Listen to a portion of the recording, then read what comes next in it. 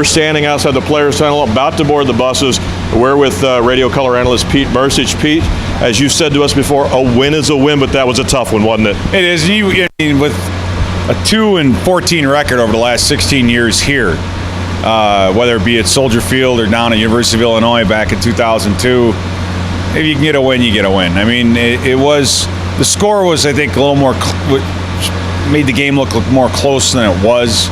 Offensively, they didn't do a whole lot. They depended on fakes and some lucky plays, and I'd rather be lucky than good to put points on the board. But ultimately, the defense came through with the big interception by Harrison Smith, and the Vikings come out ahead. So you got to take it any chance you can get it. Especially a division game.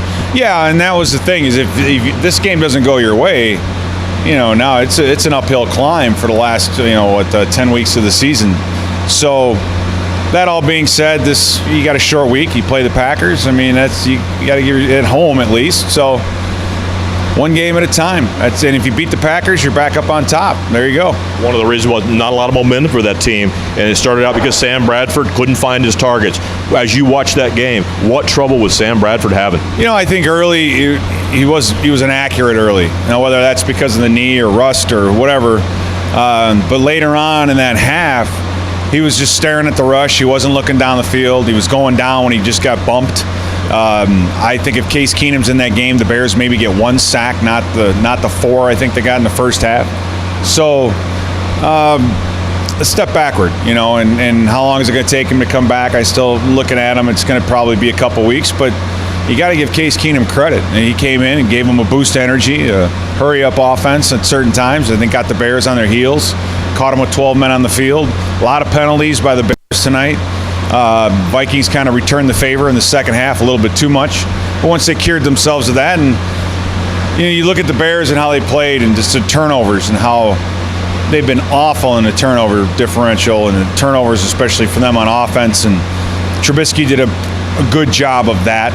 His numbers weren't great, but he didn't throw anything away until the end of the game, and ultimately that cost him. Yeah, and if you look at Coach John Fox, he almost had to put him in a protective cocoon. First game, this could be your franchise quarterback out there. He did some nice things early, but towards the end of the game, really conservative until that last throw. Yeah, and you could tell when they were rolling him out and getting him out on the edge of the defense and cutting the field in half, he was good. When they needed him to sit back in the pocket and survey the field, he was nowhere near as good. The kid can move. He's got some legs. He can throw. He's accurate on the run.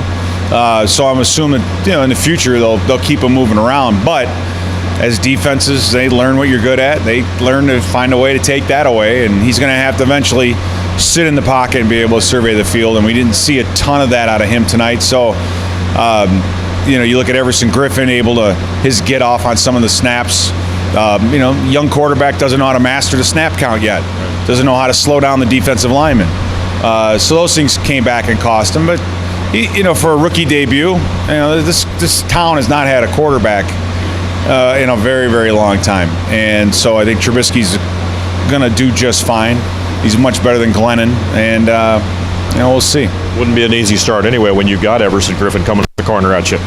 No, I think that's where this defense excels in the athleticism on the outside. Both Everson Griffin played well. He played well both against the run and the pass. Daniel Hunter played very well. I think both Sendejo, minus the tip ball, obviously, and Harrison Smith at safety played very well. They're very good run support. They kept Jordan Howard on the outside, and Tariq Cullen did a couple of things, but nothing huge. I mean, special teams minus the fake punt, they did a good job too. So. Yeah, and I'll tell you what, you talked about a shot in the arm that Case Keenum gave the team. Jerry McKinnon gave a shot in the arm, both from the passing game as well as the running game. He did. He really turned it on tonight. He had a lot of juice at the end of the game, which was great, and they're going to need that. Latavius Murray looked better.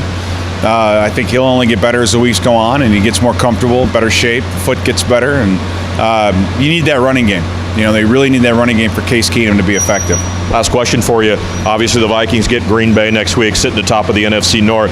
You saw them against the Cowboys. They still look sharp even with the injuries.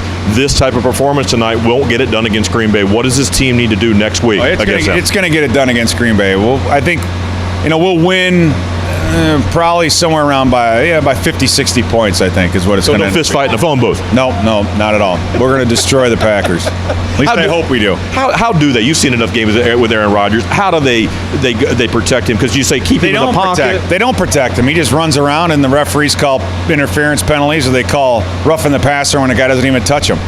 So we got the referees on notice right now. You think? No, he's a hell of an athlete, and he's very accurate on the run. It's almost maddening to see him run around like that in the back end. But good team. They're always dangerous. Our offense, you can't go in there and have the offense have to play catch up all day long like Dallas did. You just can't do it. So, but we have the defense, I think, that can slow them down, and we just have to be opportunistic on offense, and special teams is a big thing, field position. We have them at home, and that's a big advantage with the noise and everything else. And as you said, a win is a win, a division game, the House of Horror Chicago, so at least they overcome it for one night. And so we will find out. Pete Bercich says that the Vikings will beat the Packers by 50 or 60 points. 60. For 60. From Soldier Field, I'm Tom Moore, and that's Pete Bercich.